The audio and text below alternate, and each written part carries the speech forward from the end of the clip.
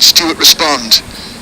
Right on the crease line and just about inside, says the umpire at the far end. Look at Hammond's reaction to that. Couldn't have been too far away, could it? But really? Really? Was that not a wide? You don't mind that when bowler has seen the batsman giving himself a little bit of room. Responded in kind. A valuable dot ball for Kent. Runs this time, but just a single out to deep square.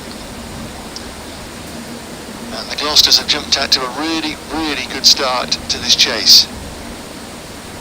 17 off the over already. 1 more to go, I think. Cox thought it was the end of the over.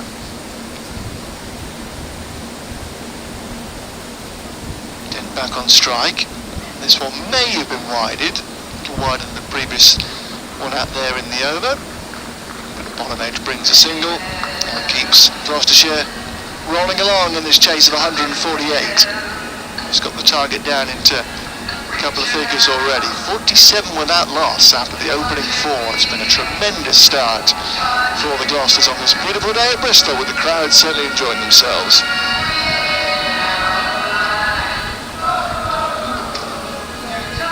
I'm not going to join in on the ball. I'm a ball singer. Yeah, they're 2 overs ahead, really, of where Kent were. Kent were 43 for 1 at the end of the power play, so GloucesterSHIRE in a good spot, but here's what 1 wicket might do. Kent, I've got to believe that if they get 1, then there may be some opportunities opening up for them.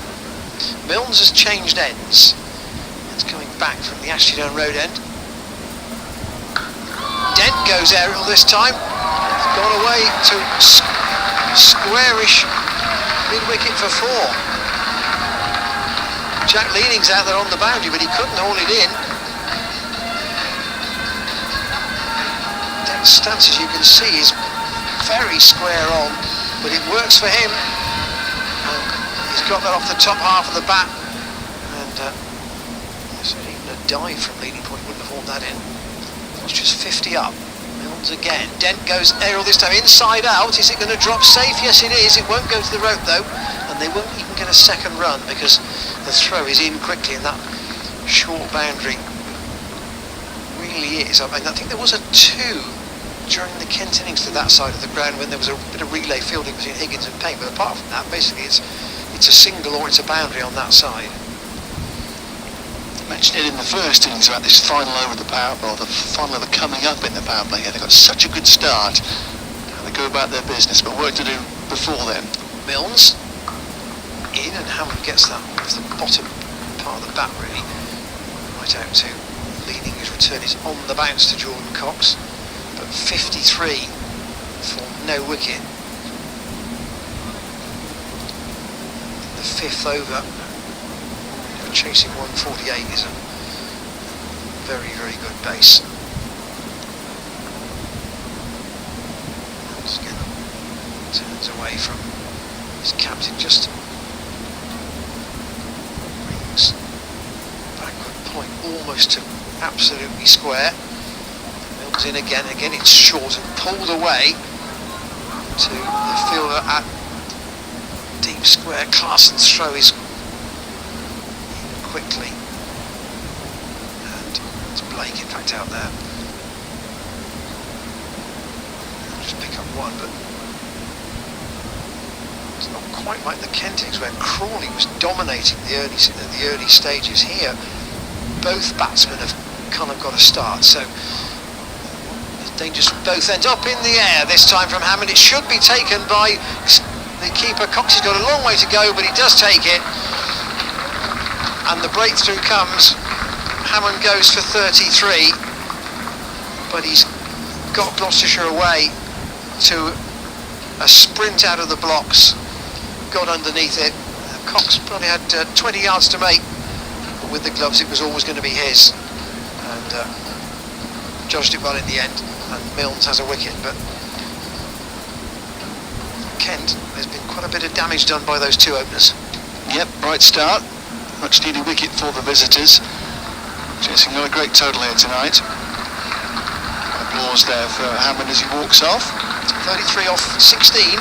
Perhaps as fluently as played in the competition so far. Yeah, I would say so. Yes. Yeah. 4 4s and 2 6s for Hammond. His best score. You'll feel that there's the potential to back that up. So we've got the right and left hand combination with Cobain in number 3. And that makes it trickier for Kent because you've got batsmen attacking the short boundary from both ends now. Batsman crosswind balls in the air, so Dent's on strike. Whips that right around to grant Stewart a short fine leg on the bounce, but Stewart makes the stop. Got him on the knee, I think.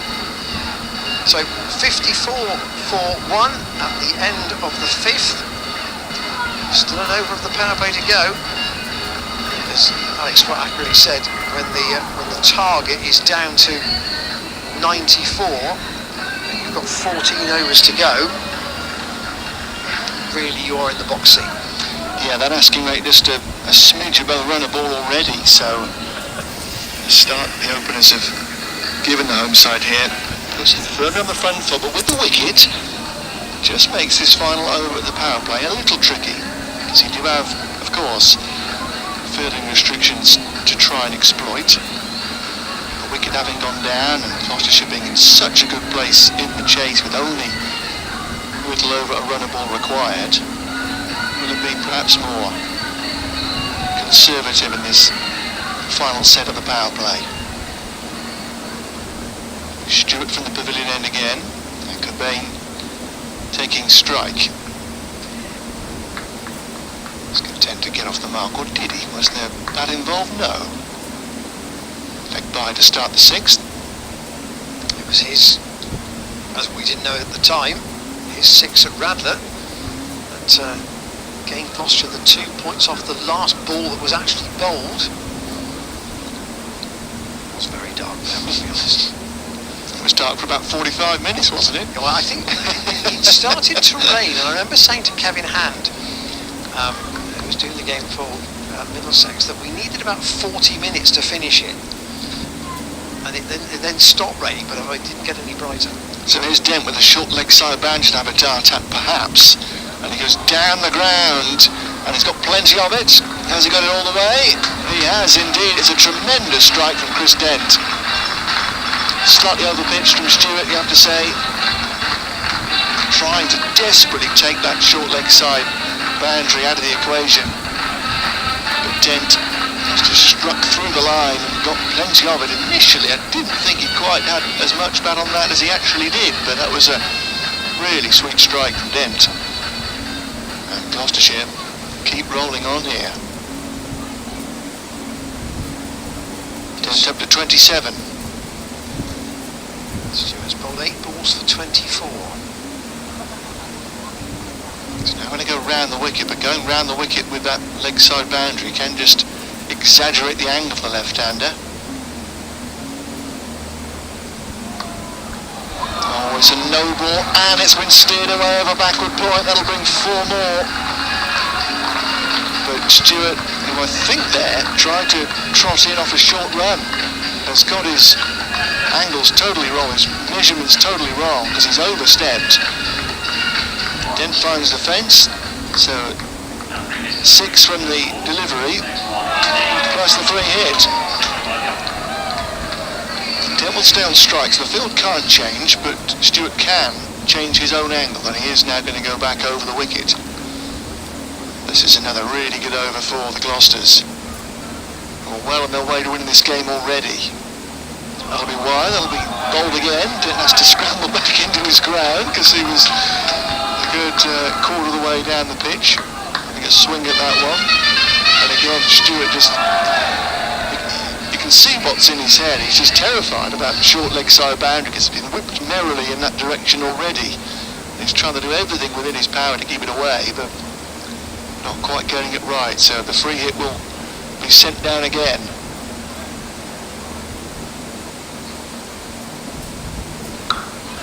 Dent goes high. I don't think he's got it too long. It should be taken on the mid-wicket fence. Oh, he hasn't seen it. No one's seen it. And it's gone for 6 over mid-wicket. The fieldsman on the deep mid-wicket fence has not seen the ball. That's extraordinary. It's gone for 6 anyway, so I don't think it would have mattered. But this has gone high and not tremendously long from Dent, but the fielder on the deep mid-wicket fence has not seen the ball. And it's landed only half a yard over the fence. It obviously wouldn't have been a wicket because it was a free hit.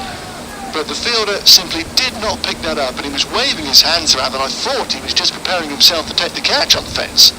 Thought it was straight 2 on first glance, but I mean, the sun has gone in, but you would expect Zach Crawley to pick that up, wouldn't you? he's looking away from the sun. The sun simply is an excuse. Whether it's gone up in one of the floodlight pylons, I'm not sure, but either way, Dent takes the free hit for 6 runs. He slammed that back at the bowler, who at least escapes here with a dot ball. But there's more to come from Stewart. He's not out of the over just yet. And already the Gloucesters 72 for 1. And the damage, you have to say, is almost done. The required rate now only 5s. So they've scored 18 off the 4 legal balls in this over. Stewart praying for mercy. Can he get out of the over? He may get a wicket. Fielder going across the mid-off. Oh, they have to do each other. Oh, goodness gracious me. Well, to borrow a line from David Lloyd, after you, Claude. They looked at each other, they left it for each other, and the ball landed perfectly between them. It is all going wrong for Kent. And even in club cricket at a weekend, one of the first things you're taught is that for somebody needs to call if there are 2 people going for the same ball. You don't expect that. That is as bad as it comes, really. And Stewart still isn't done here. And Cobain's back on strike, and he works it away for more runs. Should be 2, backward of square it will be. And eventually, Grant Stewart's most painful over is going to come to an end, but it's been one that perhaps has lost Kent the game. They were sliding out of it already, but with the damage done there, Gloucester should complete the power play on 75 for 1. Their target is only 178. And the chase, you would think, from this position, with all the wickets in the bag, should be a formality. Well, that over cost 21, and Stewart's 2 overs have cost 38. And in a game where you've got a very small total, that doesn't look like that's a match-winning effort, and unless somebody in the Kent side produces a miracle, Gloucestershire should be winning this, and should be winning it with a big boost to their net run rate. Indeed, yeah, they were given a real whack to their run rate with that defeat in double time against Sussex, but could get some back here tonight. Chase Ahmed into the attack with his wrist spin, his right arm wrist spin. Afghanistan leg break, googly and slider and all manner of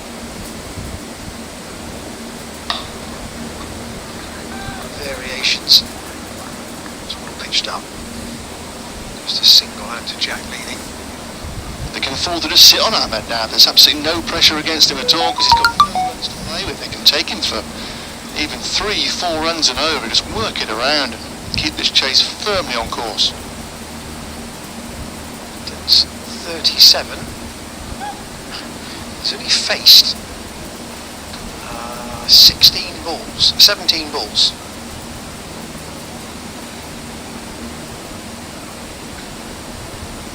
Ahmad to Cobain.